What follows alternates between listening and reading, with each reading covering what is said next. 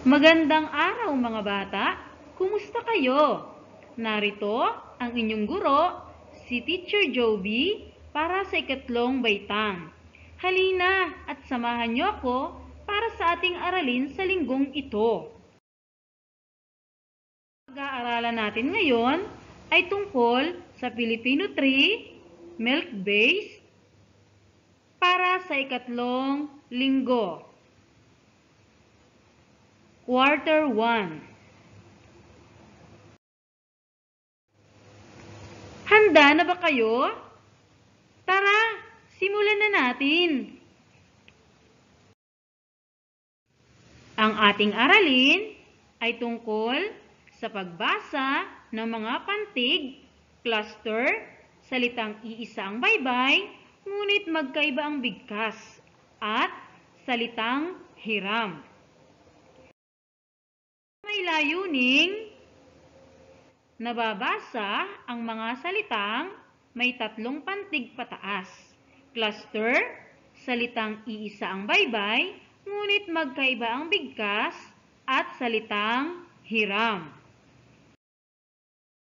Bilang pasimula, alam niyo ba na ang pagbasa ng mga pantig, cluster, salitang iisa ang baybay, ngunit magkaiba ang bigkas, at salitang hiram ay mahalagang matutuhan upang magamit ang mga salita sa mas makabuluhang pahayag.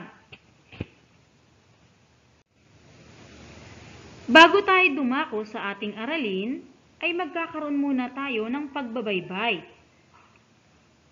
Bilang paunang pagsusulit, kumuha ng malinis na papel at isulat ang salitang sasabihin ko.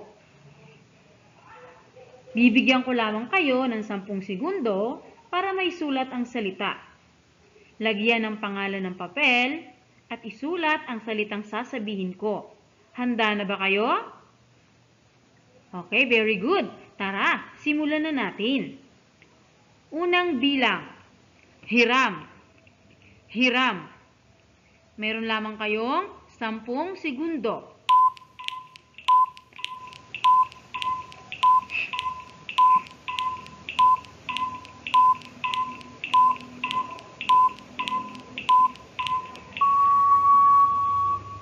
Tapos na ang ating oras.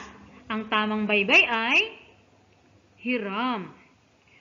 Lagyan ng check kung tama ang inyong sagot at kung mali ay iwasto ang inyong sagot. Pangalawang bilang, pantig. Pantig. Isulat ang salitang pantig. Ready? Go!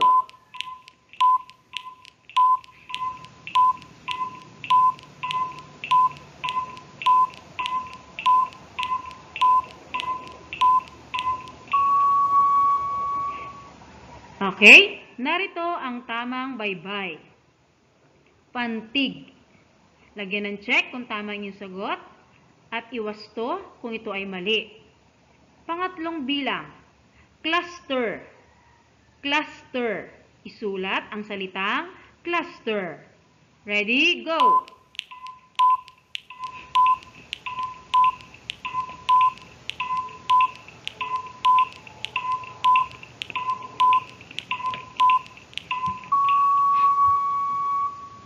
Okay, narito ang tamang baybay.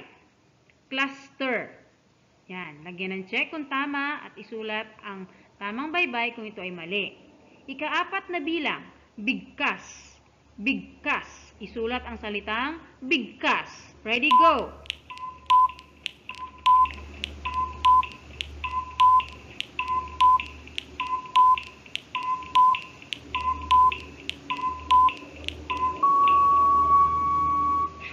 Narito ang tamang baybay. Bigkas. Nakuha nyo ba ang tamang baybay? Okay. Ika-5 bilang, kahulugan. Kahulugan. Isulat ang salitang kahulugan. Ready, go!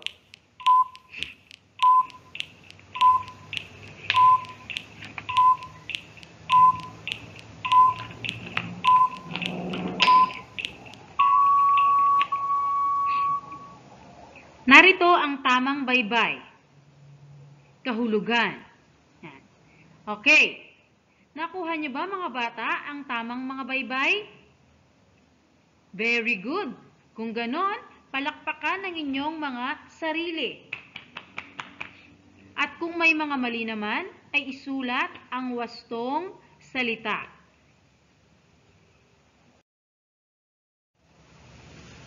Ngayon ay dadako na tayo sa ating aralin. Ano nga ba ang pantig? Alam niyo ba kung ano ang pantig? Ang pantig ay ang galaw ng bibig, saltik ng dila na may kasabay na tunog ng lalamunan o walang antalang bugso ng tinig sa pagbigkas ng salita. Pagpapantig naman ang tawag sa paghahati ng salita sa pantig o mga pantig. Halimbawa, ang salitang aklat, aklat, aklat, at balat, balat, balat. Ilang pantig kaya mayroon ang mga salitang ito? Tama, ito ay mayroong 2 pantig.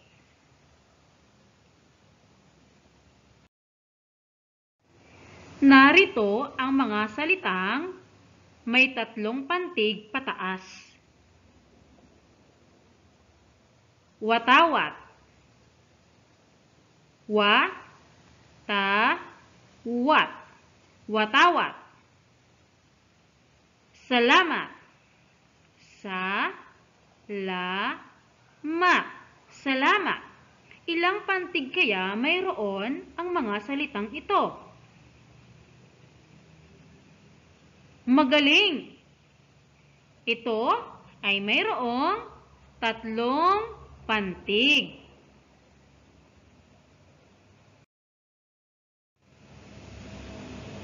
Kayamanan, ka-ya-ma-nan, kayamanan. Karagatan, ka-ra-ga-tan, karagatan. Ilang pantig mayroon ang mga salitang ito? Tumpak. Tama ang inyong mga kasagutan. Ito ay mayroong 4 na pantig.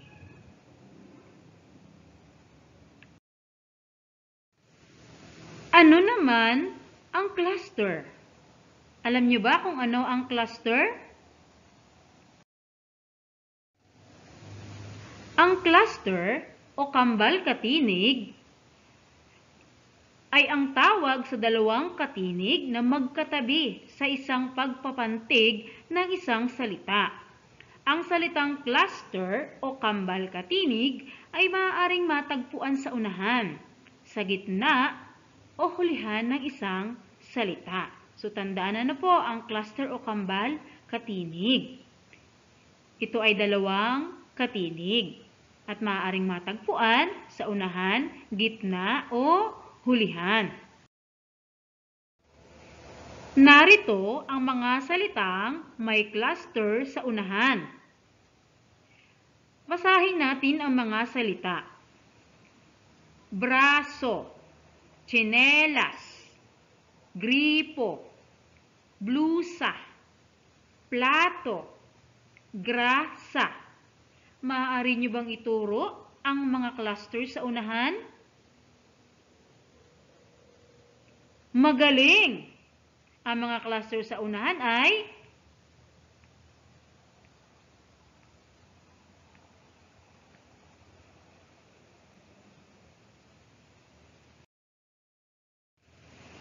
narito naman ang mga salitang may cluster sa gitna. Basahin natin ang mga salita.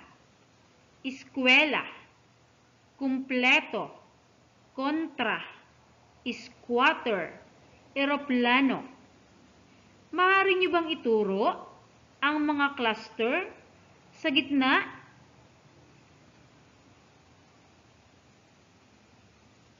Very good.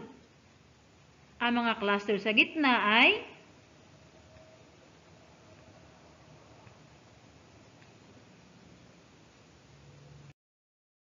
naman ang mga salitang may cluster sa hulihan.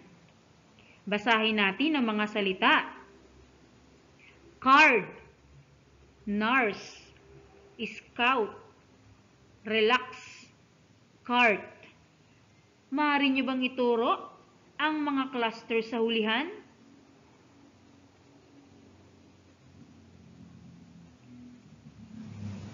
Tumpak. Ang mga cluster sa hulihan ay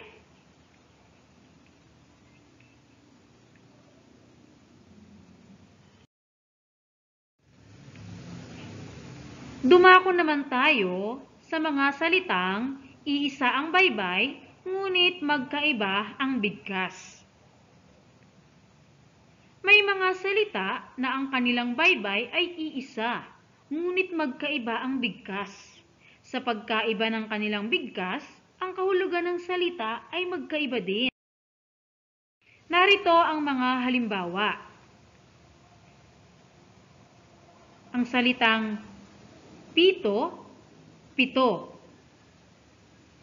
Pito ay kagamitang hinihipan para makapagbigay ng tunog. Ang gamit sa pangungusap, ang pulis ay gumagamit ng pito sa pagbibigay ng hudyat sa mga tao. Pito, ito ay numero o bilang. Gamit sa pangungusap, pito ang bilang ng mga batang nasa loob ng silid-aklatan.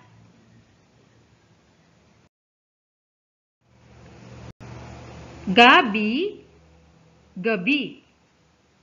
Gabi ay isang uri ng gulay. Gamit sa pangungusap, masarap ang gabi na niluto ni nanay. Gabi, ito ay ang oras sa pagitan ng paglubog at pagsikat ng araw. Gamit sa pangungusap, malalim na ang gabi. Baga, baga. Baga, ito ay ang ningas ng sinindihang kahoy. Gamit sa pangungusap, masakit makapaso ang baga. Baga, ito ay parte ng laman loob ng tao. Gamit sa pangungusap, mahina na ang kanyang baga.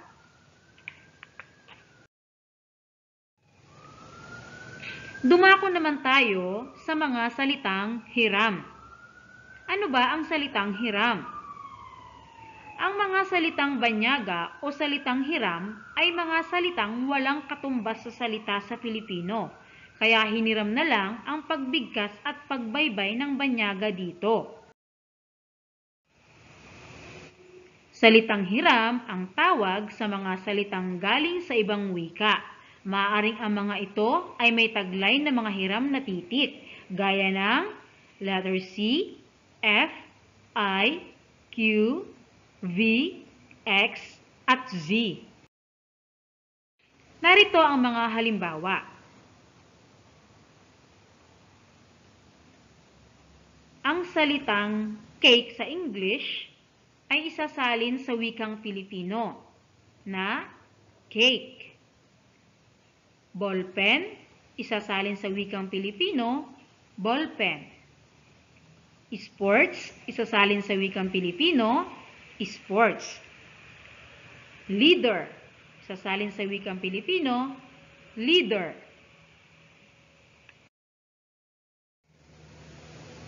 Tandaan na ang pantig ay ang galaw ng bibig, saltik ng dila na may kasabay na tunog ng lalamunan o walang antalang bugso ng tinig sa pagbigkas ng salita. Ang cluster o kambal katinig naman ay ang tawag sa dalawang katinig na magkatabi sa isang pagpapantig ng isang salita. Ang salitang cluster o kambal katinig ay maaaring matagpuan sa unahan, gitna, o hulihan ng isang salita. Ang salitang iisa ang baybay ngunit magkaiba ang bigkas, may mga salita na ang kanilang baybay ay iisa, ngunit magkaiba ang bigkas. Sa pagkaiba ng kanilang bigkas, ang kahulugan ng salita ay magkaiba din. Samantalang ang salitang hiram ay mga salitang banyaga o salitang hiram, ito ay mga salitang walang katumbas sa salita sa Pilipino. Kaya hiniram na lang ang pagbigkas at pagbaybay ng banyaga dito. So tandaan natin to mga bata, at huwag natin kakalimutan. Ngayon naman ay subukin natin ang inyong mga kakayahan. Mayroon akong mga inihandang pagsasanay na inyong sasagutan.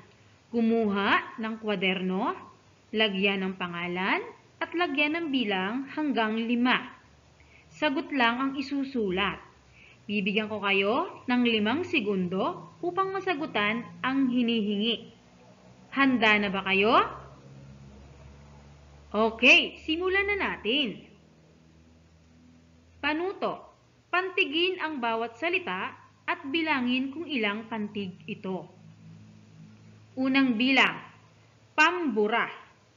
Pambura. Pantigin ang salita at isulat kung ilang pantig ito. Ready?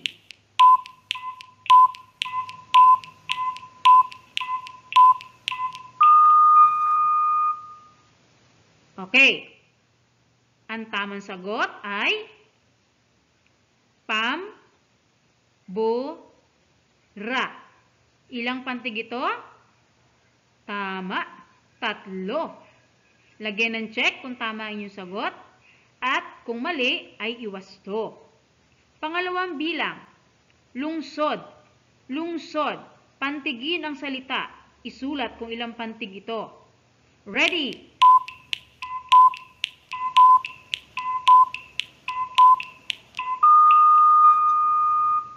Ang tamang sagot ay lungsod.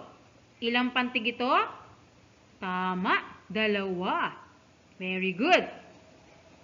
Ikatlong salita. Bisikleta. Bisikleta. Pantigin ang salita at isulat kung ilang pantig ito. Ready?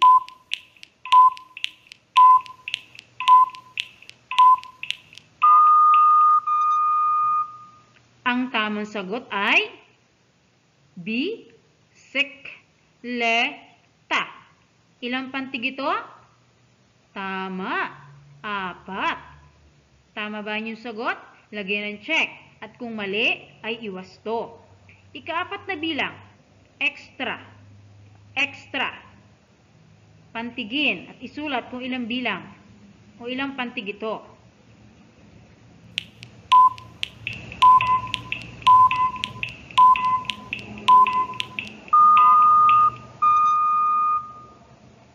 Ang tamang sagot ay extra.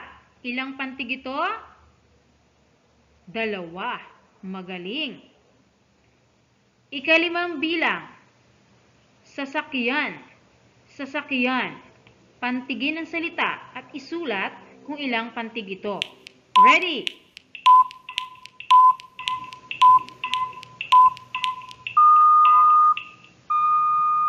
Okay, tapos na? Ang tamang sagot ay sasakyan. Ilang pantig ito? Tama, 3. Nakuha niyo ba lahat ang tamang kasagutan? Kung ganon, good job mga bata. Very good. Ikalawang pagsasanay. Basahin ang mga salita. Piliin at isulat ang tamang cluster na bubuo sa salita. Susagot lang ang inyong isusulat. Bibigyan ko kayo ng 20 segundo para matapos lahat ang hinihingi. Ready? Go!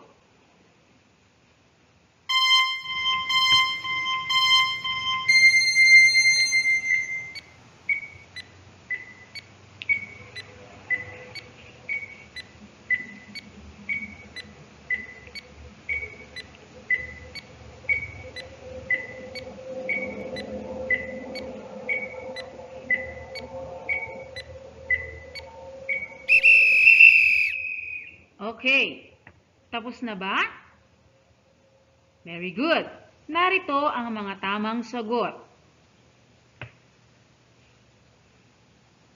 Una, ikalawa, ikatlo, ikaapat, at ikalima.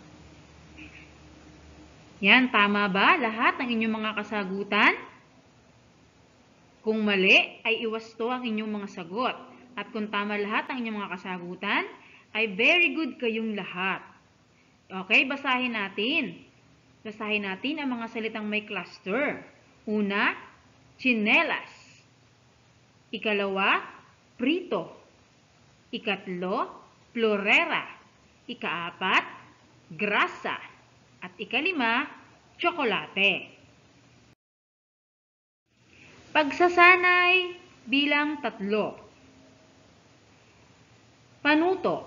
Bilugan ang salita na may kambal katinig sa bawat pangungusap. So, gagawin nyo lang, bibilugan nyo ang salitang may kambal katinig. So, sagot lang uli ang isusulat ninyo. Bibigyan ko kayo ng 20 segundo para masagutan ang mga hinihingi. Okay, basahin muna natin ang mga salita o ang mga pangungusap. Una, presko ang simoy ng hangin dito. Pangalawa, hilaw pa ang mga prutas sa puno. Pangatlo, ikaw ang pinili ng mga kaklase mo. Pang-apat, kanino ang tsinelas na asul? Ikalima, tumaas ang kilay ng driver. Already? 20 segundo. Ready? Go!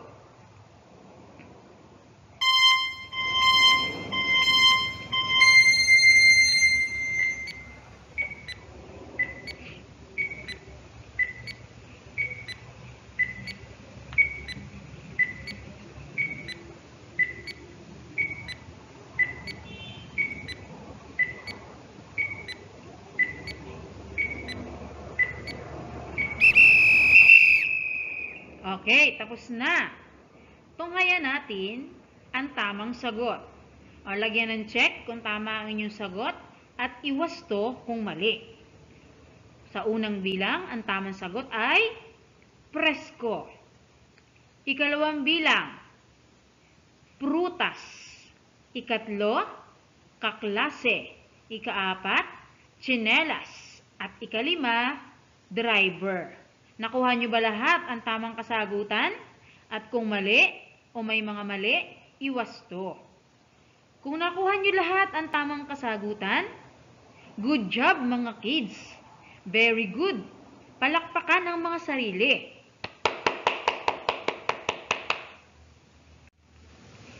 Para sa ikaapat na pagsasanay. Panuto. Basahin ang mga salitang may iisa ang baybay, ngunit magkaiba ang bigkas at kahulugan. Pagkatapos ay piliin ang angkop na tinutukoy ng larawan. Sunod, larawan.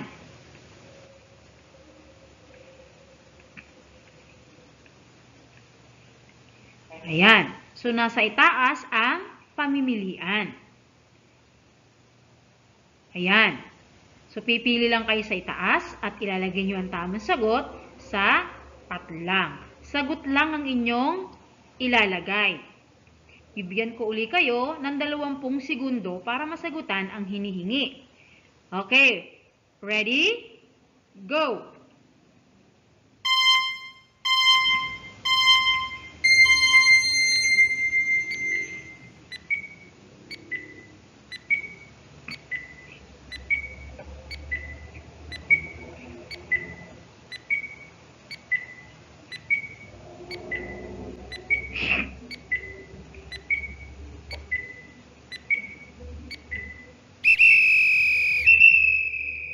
Ayan, tapos na.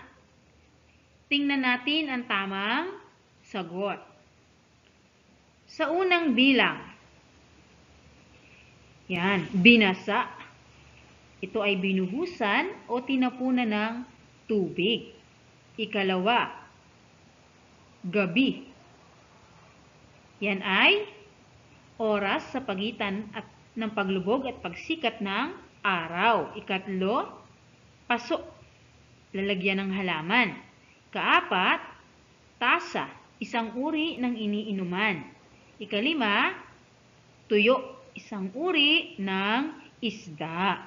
Okay, so madali lang ang gawain ito. Ano po? So kung tama ang inyong mga kasagutan, ay very good mga bata. Mahusay at magaling. Dumako na tayo sa kasunod na pagsasanay. Pagsasanay bilang 5. Panuto, basahin ang mga salitang may iisa ang baybay, ngunit magkaiba ang bigkas. Piliin ang angkop na kahulugan nito sa loob ng kahon. Isulat lamang ang letra ng tamang sagot. Ayan. So ito ay tungkol pa rin sa mga salitang may iisa ang baybay ngunit magkaiba ang bigkas. Pipiliin lang ang sagot o ang kahulugan sa loob ng kahon. So, titik lang ang isasagot. Sagot lang po ang ilalagay. Narito ang mga pamimilian. A. Paso. Lalagyan ng halaman. B. Paso. Ibig sabihin, lapnos. Letter C, buhay, hindi namatay. D, buhay, pananatili sa daigdig ng isang tao. Letter E, puno, ibig sabihin, marami o apaw na. Narito ang mga pangungusap. Una, napayak ang bata dahil sa hapdi ng pasong natamo. Ikalawa, may malaking pagawaan ng paso si Marta. Ikatlo, buhay lahat ang itinanim kong buto. Ikaapat, mahirap ang buhay ng magsasaka.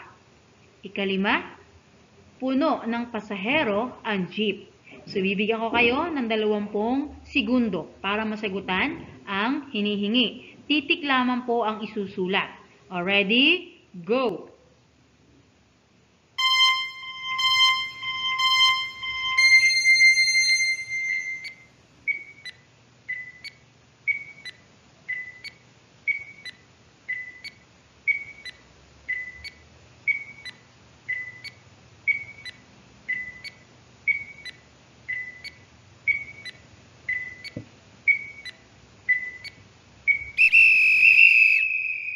So, ayan, tapos na ang ating oras. Tingnan natin ang tamang sagot.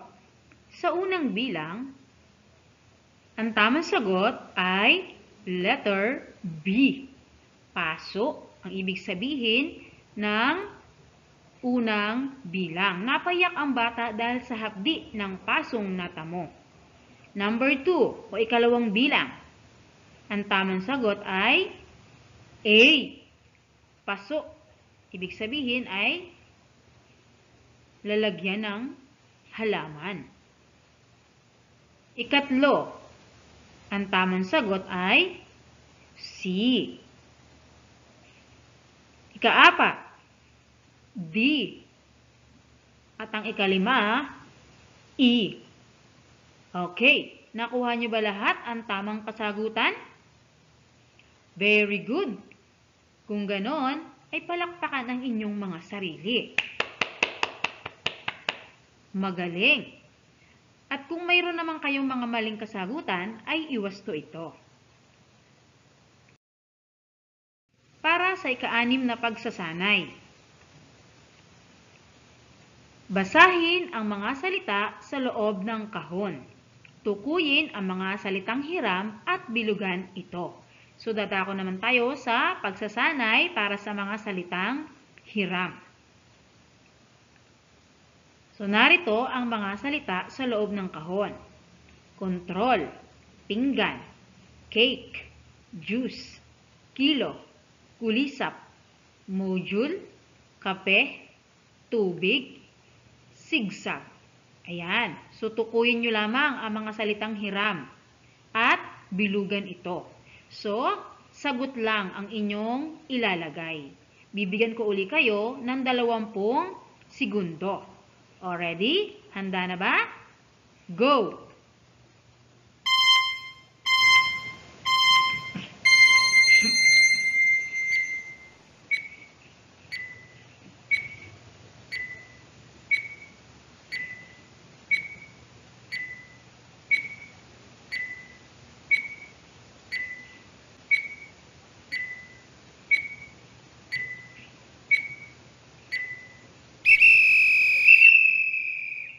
Ayan, tapos na ang ating oras. Tingnan natin ang tamang sagot. O, tingnan nyo rin ang mga isinulat nyo sagot kung tama. Lagyan ng check kung tama at kung mali ay iwasto. Ready? Control. Ayan ang mga salitang hiram. Cake, juice, kilo, module, at sigsag. Okay. Ayan, kung mali po ang inyong kasagutan ay iwasto. At kung tama naman lahat ng inyong mga kasagutan ay mahusay, magaling mga bata. Very good. Ikapitong pagsasanay. Isulat ang tamang baybay sa Filipino ng sumusunod na hiram na salita. So, gagawin nyo lang, isusulat nyo ang tamang baybay sa Filipino. So, English siya. Isusulat nyo lang ang tamang baybay nito sa Filipino. Narito ang mga salita. Una, English. Kalawa, teacher. Katlo, meeting. Ikaapat, radio. Ikalima, taxi. So, sagot lang po uli ang inyong ilalagay. Bibigyan ko na uli kayo ng 20 segundo para masagutan ang hinihingi. Handa na ba kayo? Kung ganon, okay, go!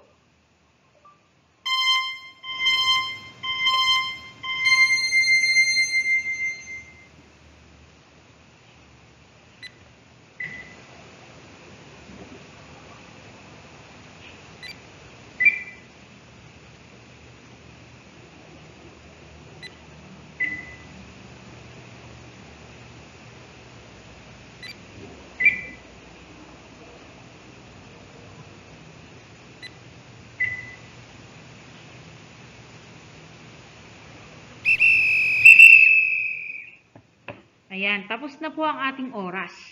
Tingnan natin ang tamang kasagutan. Lagyan ng check kung tama ang inyong sagot at iwasto kung mali. Narito ang tamang sagot. Una, English. Ikalawa, teacher. Ikatlo, meeting.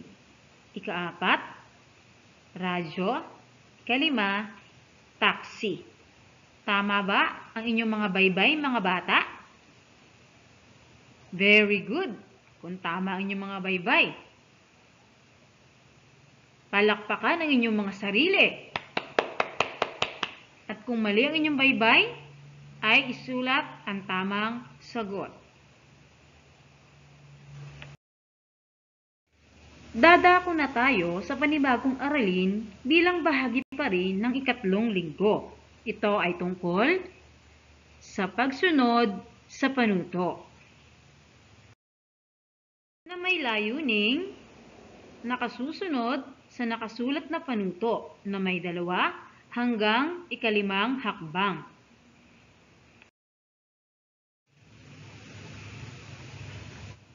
Alam mo ba ang kahalagahan ng pagsunod sa panuto? Marunong ka bang magbigay ng panuto? Ang araling ito ay magbibigay sa iyo ng kaalaman kung paano sumunod sa panuto. Gawin natin. Ayan. So, babasahin natin ang mga panuto na kasulat at maayos na sundin. So, ito po. Gagawin natin ito, ha? Already. Una, tumayo ng tuwid. Ikalawa, humarap sa iyong katabi. Ikatlo, ngumiti. Ikaapat, sabihin ang iyong pangalan. Ikalima, sabihin sa katabi, ikinagagalak kong nakilala kita. Ang saya-saya ko. Maraming salamat, ha? Naisagawa mo ba ng maayos ang mga pangungusap na iyong nabasa? Magaling! Kung gayon, kung naisagawa mo ng maayos ang mga pangungusap na iyong nabasa, ano kaya ang tawag sa mga nabasa ninyo? Balikan natin ang ating mga binasa. Basahin. Tumayo ng matuwid. Humarap sa iyong katabi.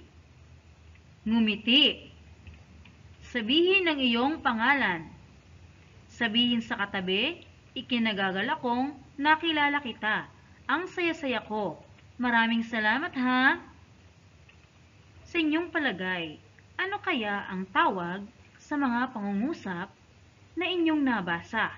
O ano kaya ang tawag sa mga pangungusap na ating nabasa? Tama! Ang tawag sa mga pangungusap na ating nabasa ay panuto. Ang tawag sa mga ito ay panuto.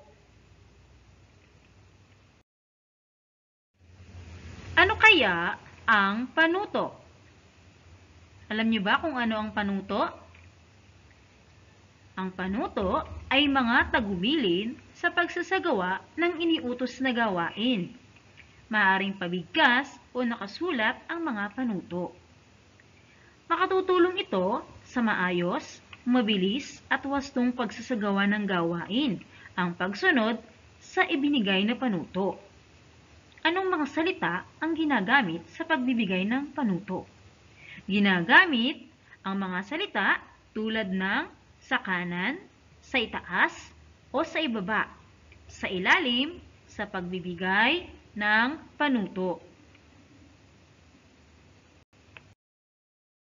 Narito ang halimbawa. Ilagay ang kanang kamay sa kaliwang bahagi ng dibdib habang inaawit ang lupang hinirang. Sa pag-uutos, kasabay na sinasabi ang panuto kung paano gagawin ang utos. Sinusunod natin ang mga napapakinggang panuto upang magawa ang mga gawain ng wasto at maayos. Halika, tunghayan natin ang pag-uusap ng mag-ina. Bel, tulungan mo muna ako sa mga gawaing bahay. Ikaw na muna ang maghugas ng mga pinggan. Tanggalin mo ang mga tirang pagkain sa plato at ilagay ang mga ito sa lalagyan. Lagyan ng sabon ang basang sponge at kuskusin ang mga plato. Hugasang mabuti ang mga plato at patuyuin. Ilagay ang mga plato sa lalagyan. Opo, inay! Basahin natin ang mga ipinagawa ng nanay kay Bel. Una, tanggalin mo muna ang mga tirang pagkain sa plato at ilagay ang mga ito sa lalagyan. Kalawa, lagyan ng sabon ang basang sponge at kuskusin ang mga plato. Katlo, hugasang mabuti ang mga plato at patuyuin. Kaapat, ilagay ang mga plato sa lalagyan. Ano kaya ang tawag natin sa mga pangungusap na ating binasa? Sa palagay nyo, ano ang tawag sa mga pangungusap na ating binasa? Magaling! Ang inyong mga binasa ay tinatawag na mga panuto.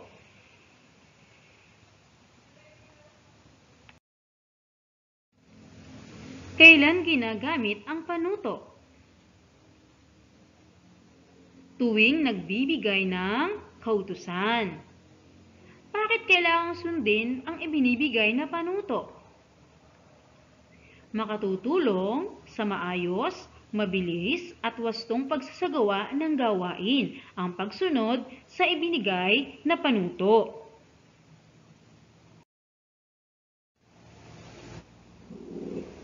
Ulitin ang mga panutong ibinigay ng nanay ni Bel. Bel, tulungan mo muna ako sa mga gawaing bahay. Ikaw na muna ang maghugas ng mga pinggan. Tanggalin mo ang mga tirang pagkain sa plato at ilagay ang mga ito sa lalagyan. Lagyan ng sabon ang basang sponge at kuskusin ang mga plato. Hugasang mabuti ang mga plato at patuyuin. Ilagay ang mga plato sa lalagyan. Malinaw at maikli ba ang mga ibinigay na panuto? Opo, malinaw at maikli ang mga ibinigay na panuto. Tiyak ba ang mga panuto? Siyempre, opo, tiyak ang mga panuto.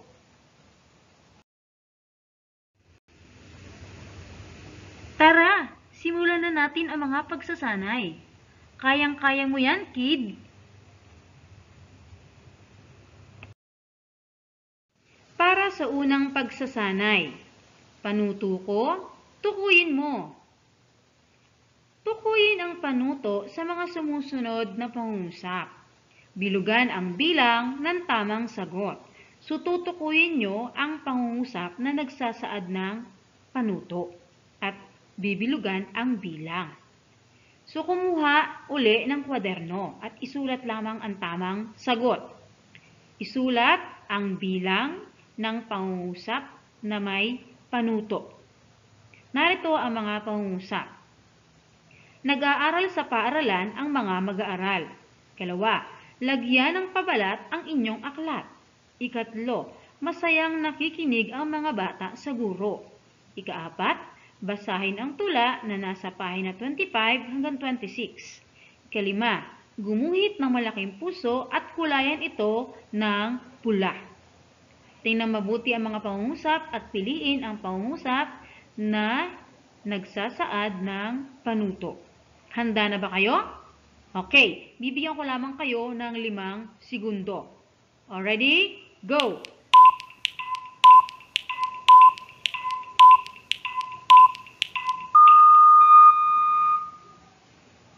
Ayan, tapos na ang ating oras. Nakuha nyo ba ang tamang sagot? Tingnan natin kung tama ang inyong mga kasagutan. Narito ang mga tamang sagot. Yan. Number 2, lagyan ng pabalat ang inyong aklat. Ano pa? Number 4, basahin ang tula na nasa pahina 25 to 26. At saka number 5, gumuhit ng malaking puso at kulayan ito ng pula. Ayan, nakuha nyo ba ang tamang sagot? Very good. Ikalawang pagsasanay. Napakinggang panuto, susundin ko. Basahin ang kwento. Sundin ang gawain pagkatapos ng kwento. So, mayroon kayong babasahing kwento. At susundin nyo ang gawain pagkatapos ng kwento.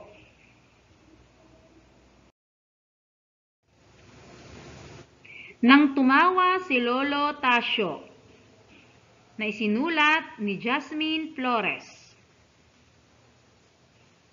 Alas 7 na ng gabi nang magsimulang maghapunan ang pamilya ni na Lolo Tasio. Nakahain ang paboritong ulam ni Lolo Tasio na tinolang manok at paboritong ulam ni Lola na inihaw na bangos. Masaya rin ang kwentuhan at may kasamang tawanan. Sa pagtawa ni Lolo Tasio ay bigla siyang nasamid. Nagulat si Lola sa nakita. At dahil si Kuya ang katabi ni Lolo, pasigaw na inutusan ni Lola si Kuya. Kumuha ka ng baso at lagyan mo ng tubig. Ipainom mo sa lolo mo at hilutin mo na rin ang kanyang likod. Ang wika ni Lola na agad namang sinunod ni Kuya. Matapos mahimasmasan si Lolo, ay nagkatinginan ang lahat at biglang nagtawanan na naman. Nagustuhan niyo ba ang kwento, mga bata? Ngayon ay mayroon kayong gawain na gagawin. Napakinggang panuto, susundin ko. Kung ikaw ang kuya sa kwento, paano mo sasabihin at isasagawa ang utos ni Lola? Punan ang mga araw ng pamamaraan ng iyong pagsasagawa sa utos. So, batay sa kwento na ating binasa, paano mo isasagawa ang utos ni Lola? Narito ang mga araw. Yan, ilagay sa loob ng araw ang inyong mga sagot. Okay, so kumuha uli kayo ng inyong kwaderno At kopyahin ang mga araw at isulat sa loob ng araw ang mga dapat nyong gawin kung paano susundin ang utos ni Lola. Handa na ba kayo? Bibigyan ko lamang kayo ng 30 segundo.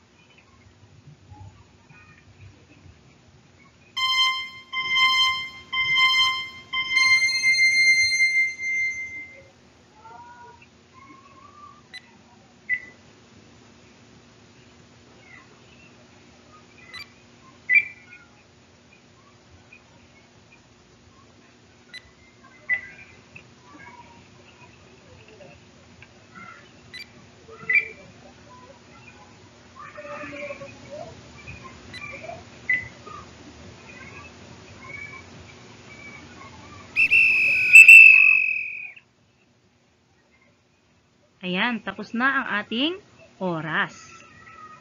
Ayan, tingnan natin kung tama ang inyong mga isinagawang utos. Tingnan ang ating kasagutan. Kukuha ng baso, lalagyan ito ng tubig, ipapainom kay Lolo, at hihilutin rin ang kanyang likod. Ganyan ba ang ginawa ninyo, mga bata? Kung ganon, magaling. Palakpakan ang mga sarili.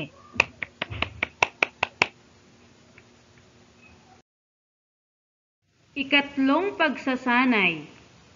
Napakinggang panuto, susundin ko. Basahin at sundin ang panuto. Isagawa ito sa inyong papel. So may mga panuto ritong nakasulat at ito ay inyong gagawin. Una, gumuhit ng malaking parehaba. Ikalawa, sa loob ng parehaba, isulat ang salitang salamat po. Ikatlo, sa ilalim ng salamat po ay maglagay ng guhit. At ang panghuli, sa itaas ng parehaba ay gumuhit ng puso. So ito ang inyong gagawin. Bibigyan ko lamang kayo ng 30 segundo para matapos ang gawain ito. Handa na ba kayo? Ready? Go!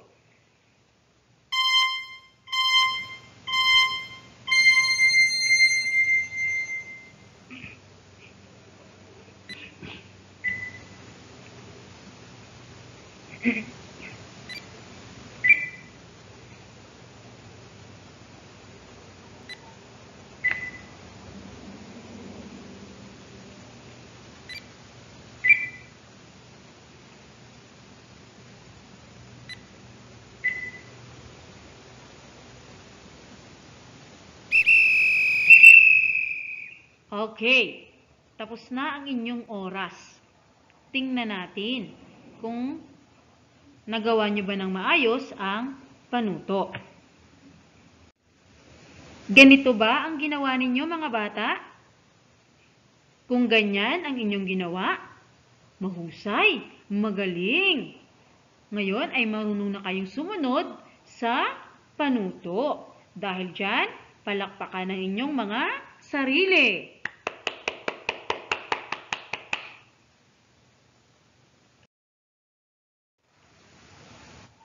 Tandaan, ang panuto ay mga tagubilin sa pagsasagawa ng iniutos na gawain.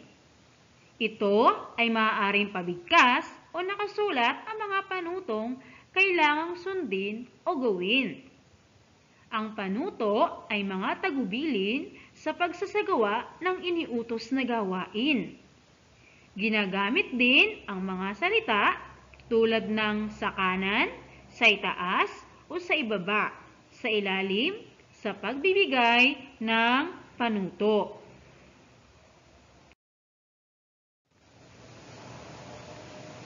Sa pag-uutos, kasabay na sinasabi ang panuto kung papaano gagawin ang utos. Sinusunod natin ang mga napakinggang panuto upang magawa ang mga gawain ng wasto at maayos. So tandaan natin kung gaano kahalaga ang panuto at kung gaano kahalaga ang pagsunod sa panuto. Bilang panapos na gawain, sumulat ng panuto tungkol sa pagdidilig ng mga halaman. na may 4 na hakbang. Isulat ang inyong sagot sa sagutang papel. So ito ay takdang aralin nyo na. So ito ay checkan ko sa kasunod na linggo pagsasauli ng inyong mga module at answer sheet. Okay po? Naintindihan? Naunawaan? Ayan. Uulitin ko, susulat kayo ng 4 na panuto, 4 na hakbang ng panuto tungkol sa pagdidilig ng mga halaman. At isusulat nyo ito sa papel. Titingnan ko kung gaano na kayo kagaling sumunod sa panuto. So, 4 na hakbang lang ano po? Tamang paraan ng pagdidilig ng halaman. Ayan.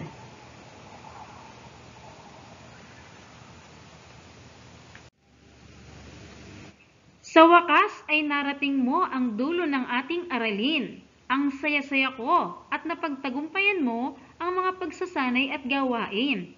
Ang husay mo, kid! At dito nagtatapos ang ating aralin para sa ikatlong linggo. Maraming salamat mga bata!